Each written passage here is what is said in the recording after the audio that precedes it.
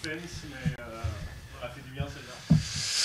Bah, on prend évidemment avec plaisir parce qu'on l'attend depuis tellement longtemps.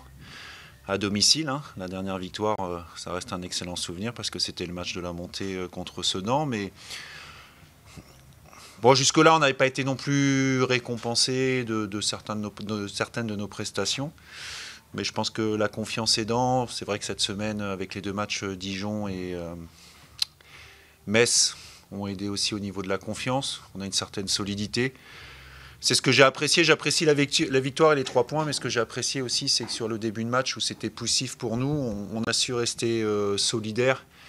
J'ai vu des ballons contrés, des frappes contrées, et même quand on était limite, on a toujours senti une équipe qui voulait rien lâcher, qui voulait rien offrir à l'adversaire. Et je pense que si on a gagné ce soir, c'est aussi parce que sur le début de match, dans la difficulté, on a su faire preuve de solidité défensive.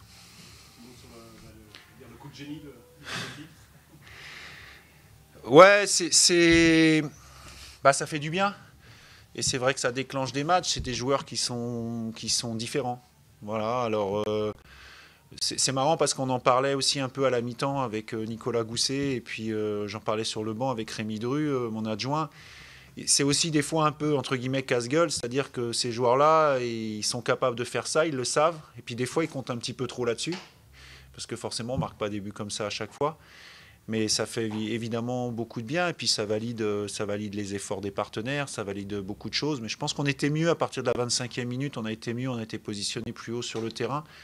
Puis après, sur la deuxième mi-temps, ça s'est confirmé. Notre salut passe par là, de toute manière, c'est notre capacité à rester un peu plus haut sur le terrain et repartir un petit peu de moins loin. Tant qu'on sera capable de faire ça physiquement, on gardera des chances de gagner des matchs.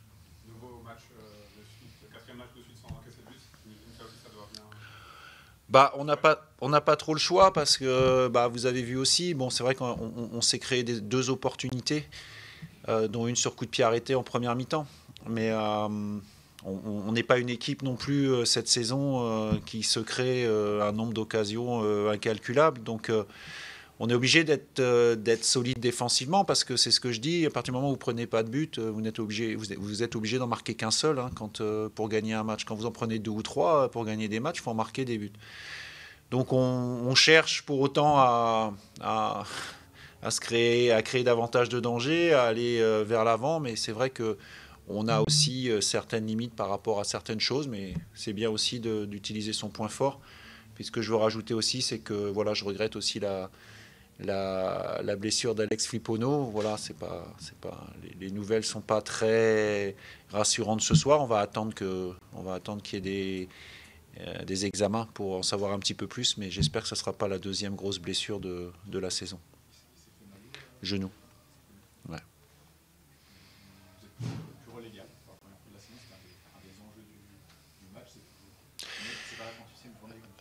Ouais,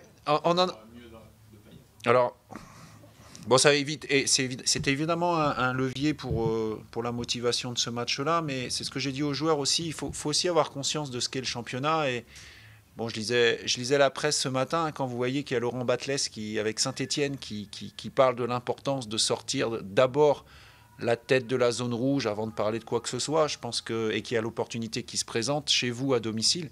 Si Saint-Etienne a conscience de ça, je pense que la moindre des choses pour le FC Annecy, c'est d'avoir ça bien en tête.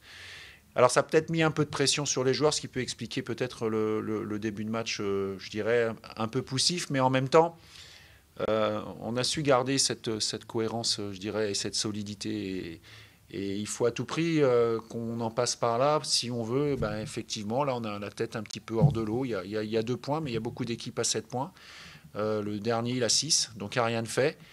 On a un déplacement au Havre qui est en pleine forme, qui s'annonce compliqué, mais on va bien préparer. Et puis, on jouera là-bas notre chance à fond, comme on l'a fait jusque-là.